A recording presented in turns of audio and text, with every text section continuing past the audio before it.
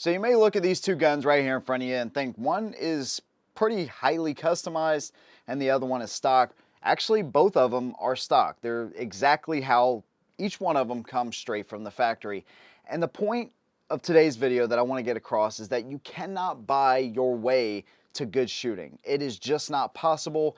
This takes practice and years of practice to become really good. And fortunately, I've gotten myself to the point where I feel like I am a pretty damn good pistol shot, and I want to share some of the things that I've learned along the way and hopefully help some of you out. If you're struggling to get better, whatever the case may be, I want to tell you what you probably shouldn't be doing and some things that will maybe help you out. If this is your first time stopping by, please make sure you subscribe to the channel. Hit the little bell and make sure that you're notified every time that I put out a new video. And for people that are already subscribed, please come back periodically and make sure that you're still subscribed and that your notifications are still turned on.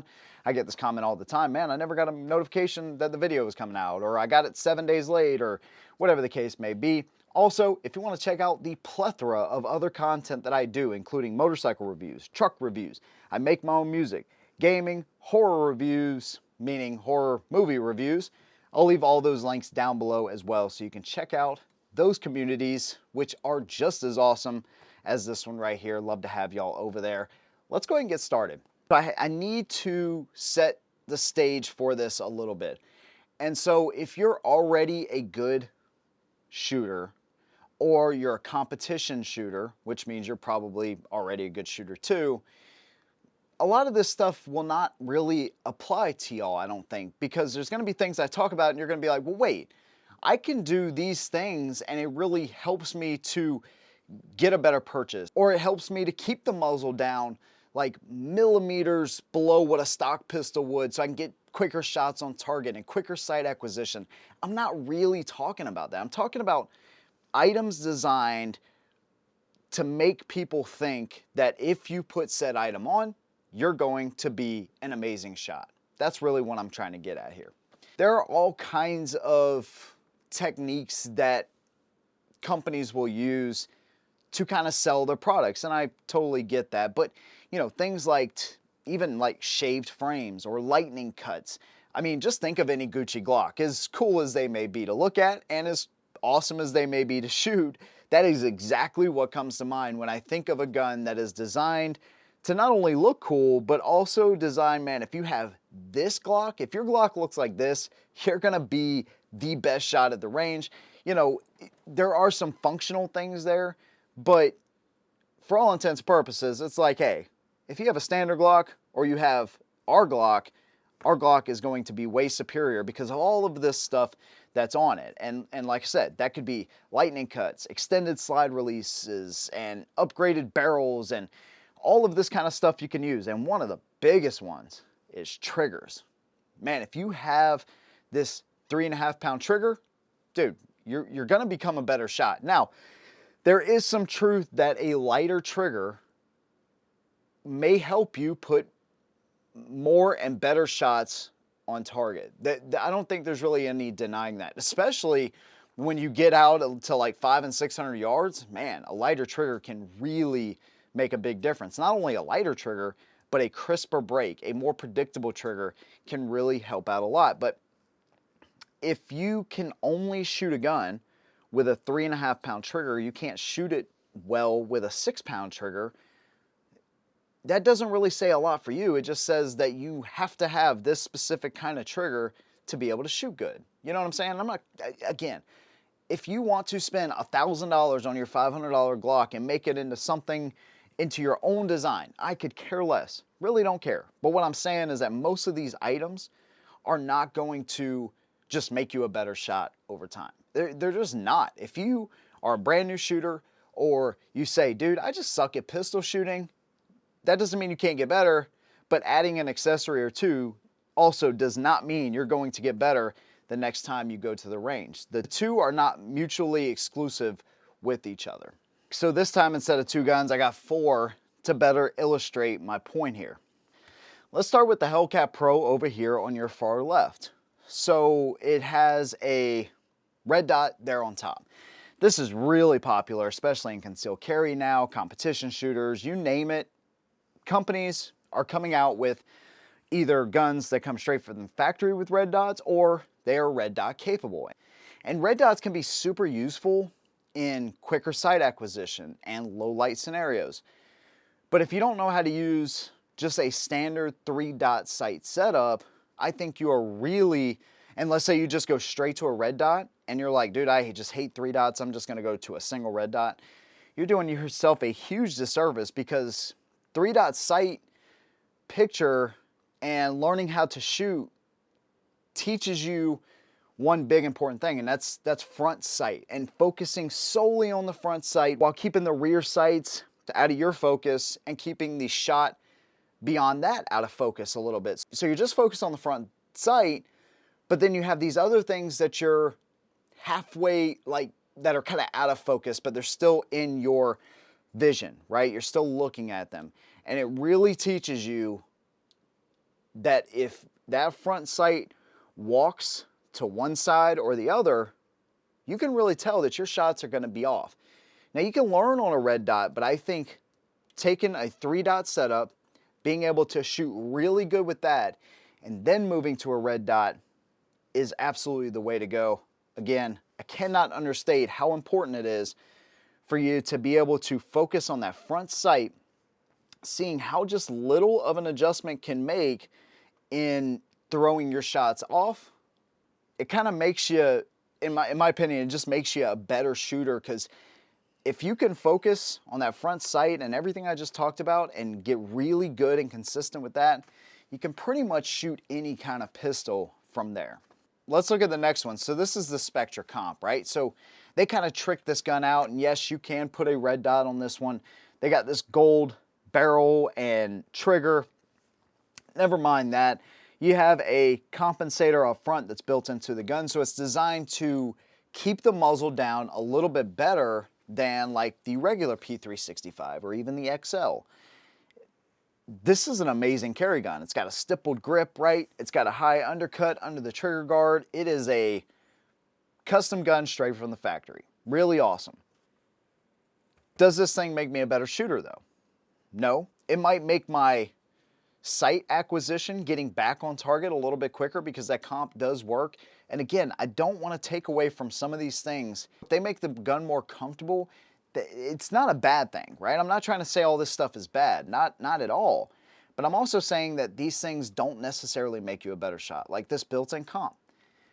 It may allow me to get shots a little bit quicker on target, but it's not like this huge thing that I noticed as soon as I had this, I was able to get my shots so much quicker on target. Like if I didn't have this and I just had some of the other things on it, I mean, the P365 is a great shooting gun anyways. It's got a great set of iron sights on it.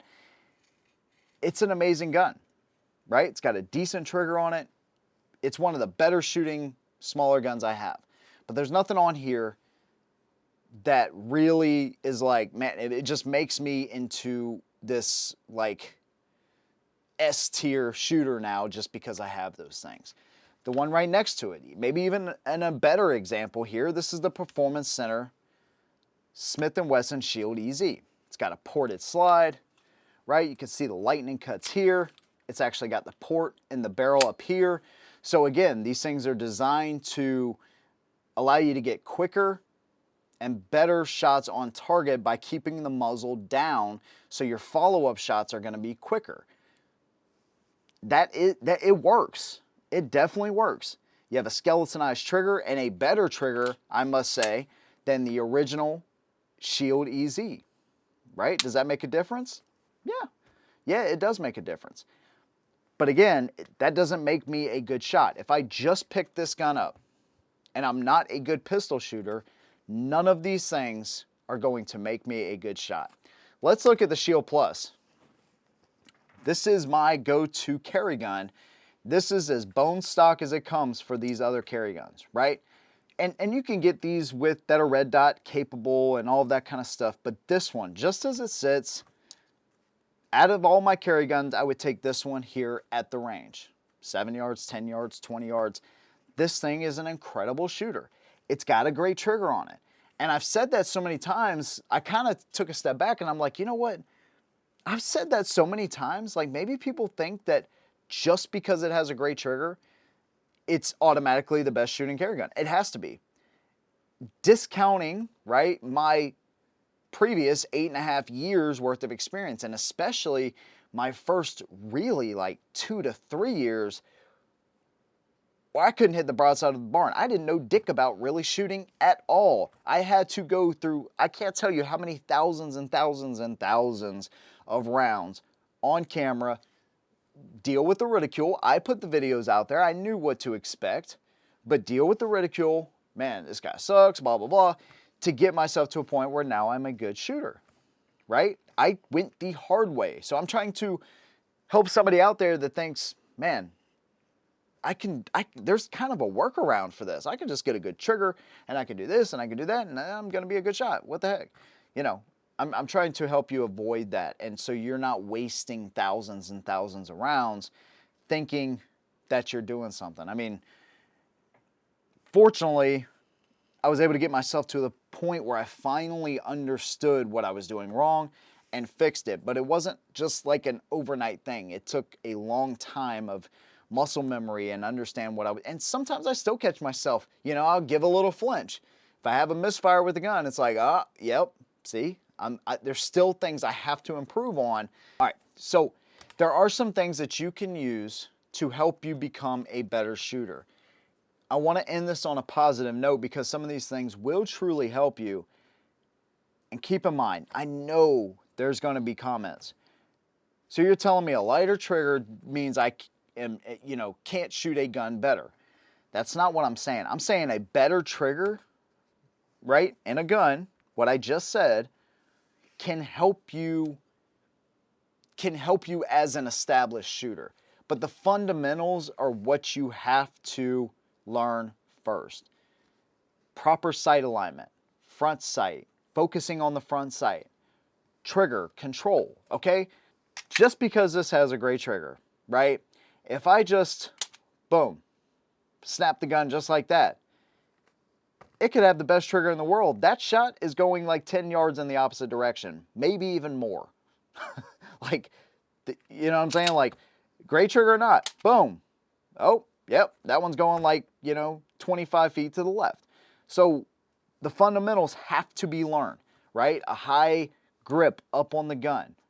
This hand, your support hand, this is an important hand right here, right? Making sure that that is firmly, you know, not too tight, but firmly placed, thumbs forward, that kind of stuff, right? Even how you stand and position yourself can make a huge difference in just focusing on that front sight.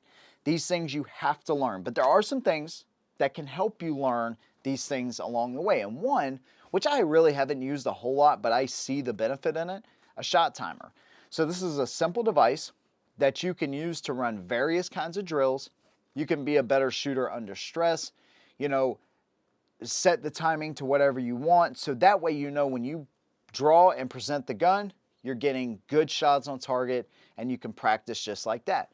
Let's say you don't want to even practice using a lot of your actual live ammo. There's a way to do that as well. The Mantis X system, specifically the X10.